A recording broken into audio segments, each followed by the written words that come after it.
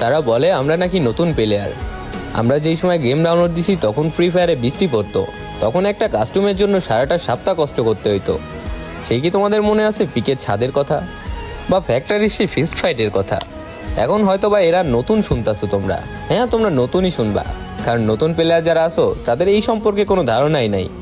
একটা সময় ছিল আমরা বিমা শক্তির ওই টাওয়ারের উপর র্যাঙ্ক পুশ করতাম, আর এখন দেখো র্যাঙ্ক পুশ নিয়ে কারোর মাথা ব্যথা নেই। সবাই প্রো প্লেয়ার, সবাইরে কাস্টমে চ্যালেঞ্জ দিয়ে দিতে পারে। এখনকার প্লেয়ার তো কাউরে কেউ সম্মানই দেয় না। বাট আগে আমরা যদি 1v4 ক্লাস করতাম, আমাদের বিগ ফ্যান কয়ে কয়ে চিল্লাইতো সবাই। আর এখন দেখো 1v6 ইজিলি মারতে পারলেও সেই 1v6 এর মায়ের খায়া বিগ ফ্যান করার মতো কেউ নাই।